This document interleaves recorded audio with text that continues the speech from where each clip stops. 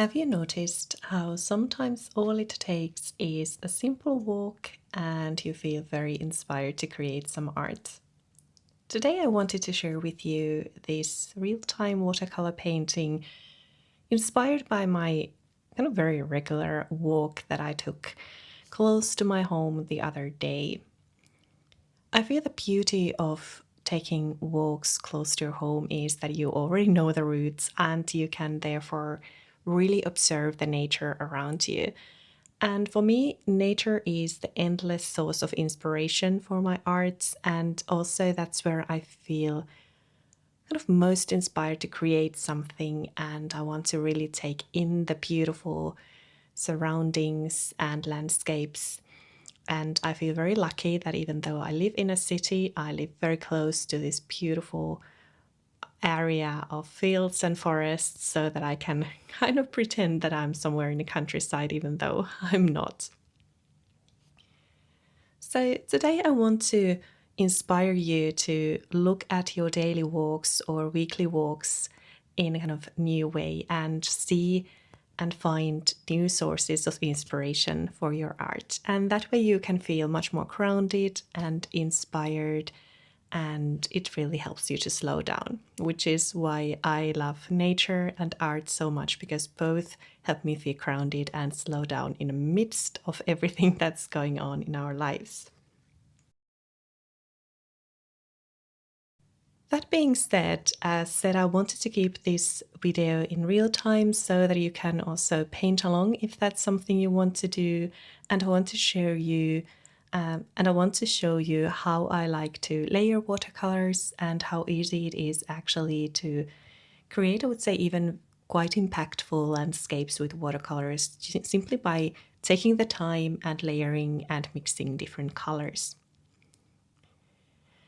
I'm using here my, I would say, like main watercolor palette that has multiple different brands and colors to it, and it's been curated throughout the years, and I like to change the colors there as well.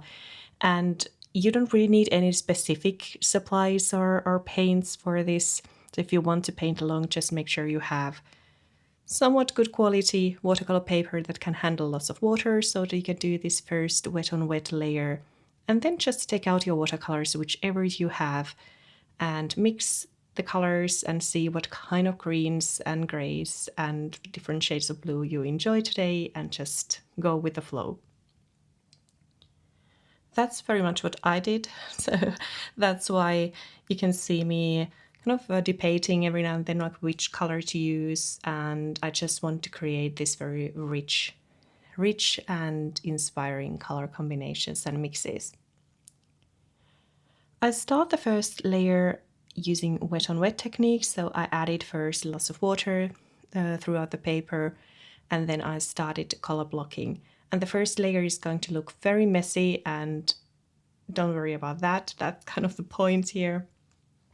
Then once we have the first layer, that's when we will start building the details and depth, and no longer having so much water on the paper all the time.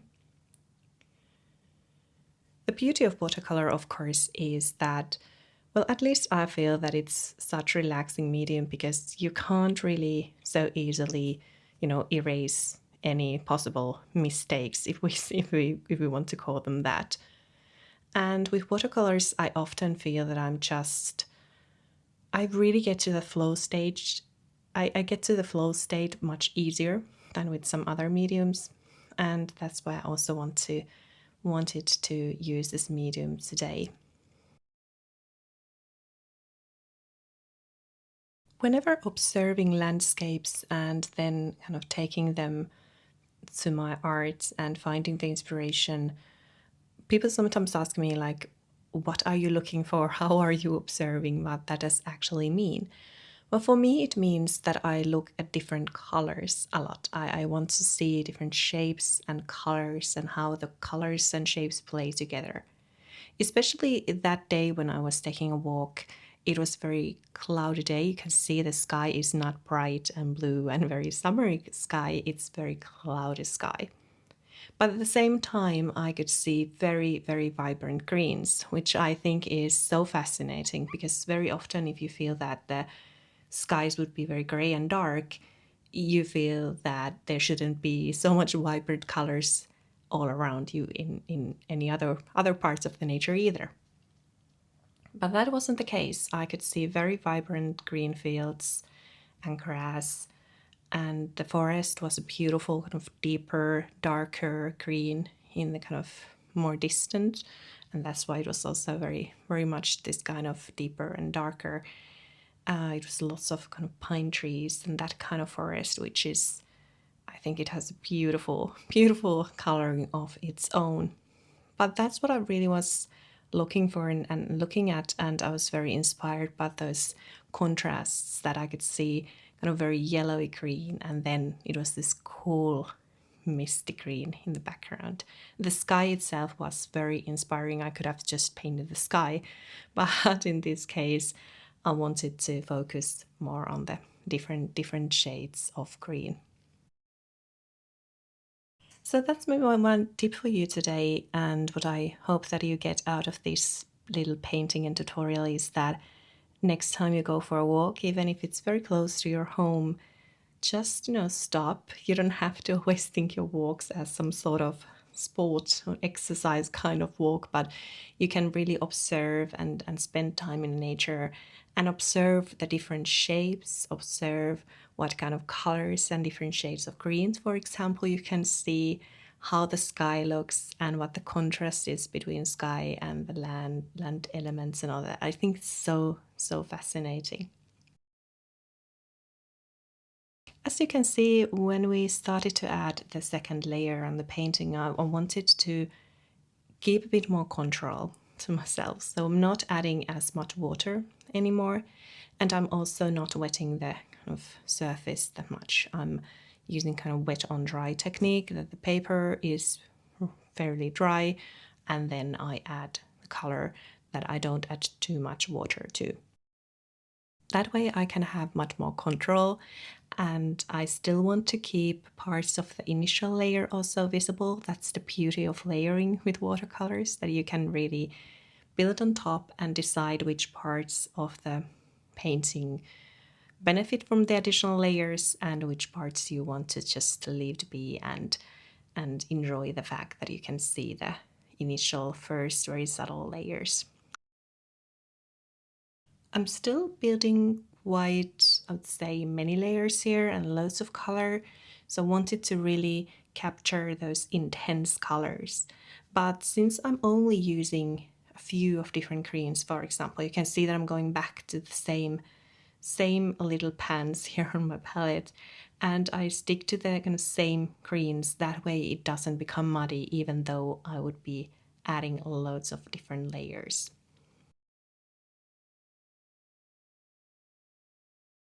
So whenever painting with watercolors and painting and building these kinds of landscapes, I think the key is, first of all, as said, to observe the nature, observe different proportions, see what is there in the kind of far behind and what's in front, what kind of contrast you want to build. And then it's all about mixing the right colors. And what I love to do is, I sometimes, you can see even this painting, that I take some color straight from the pan and add it on my painting, but that doesn't happen too much. I really love to mix colors, and that way I can get those interesting shades. And sometimes I get asked that, how do I then ensure that I don't run out of a color mix while I'm making a painting? Well, the answer to that is that obviously I have my favorite mixes, so I know how to mix certain what kind of color mixes work. But the other answer is that actually I might run out of a color, and that's fine. I don't really care, because there are so many different shades of green, for example, in this case, in this landscape, that it doesn't have to be that you have only three different shades and you use them throughout. So let's say I would have two different greens that I really enjoy mixing together, or like you could see that I made that very bright, vibrant green using olive green and lemon yellow. I know that those two create beautiful, vibrant green that I can use, and I love to use that in my landscapes.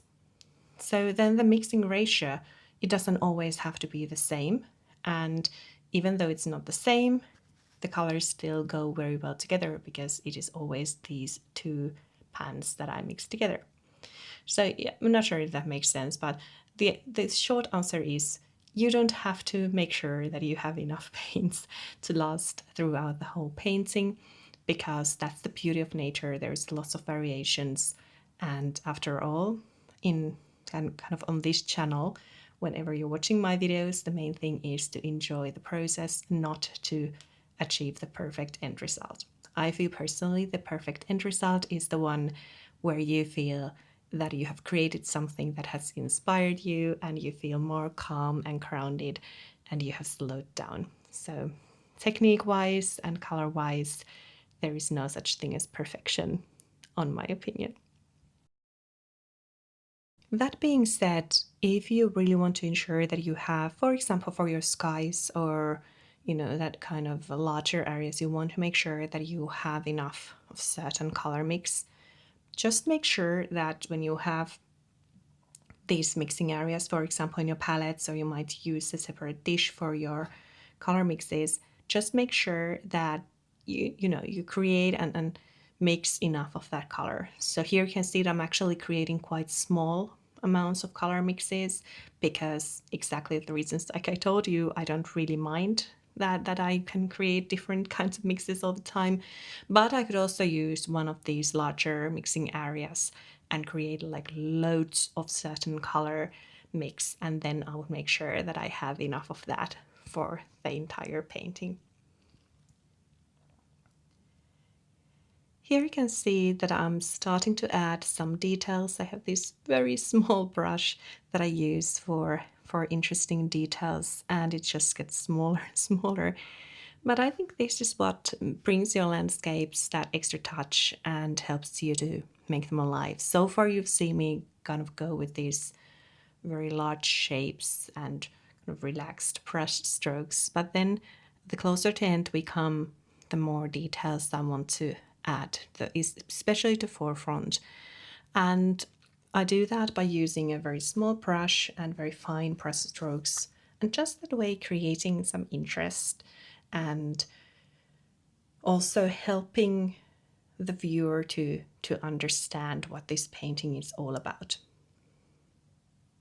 I think that's also one thing that's very beautiful about art, that whoever is watching your art, it's really up to them to feel and see what they kind of how they want to see your art in a way. That yes, you can give them ideas, you can help them see what you wanted to capture and try to transfer your feeling to them so that they can see the art the same way. But actually the truth is that it's always the viewer who then decides what they want to see and feel when they see your artwork. Okay, so that was a lot of, I would say, philosophical thinking for today's video. But really, as said, I've been really enjoying taking it a bit slower and stopping and experimenting, and also just observing nature when I go for walks, or just when I take my dog outside. And currently my poor little dog has a bit of injury in one of her legs, and that means we can't take long walks. So sometimes we just go and sit in a park so that she can also observe. And that has really also helped me to slow down and see what is around me, see those different colors and different shapes. And I always come home and feel much more inspired.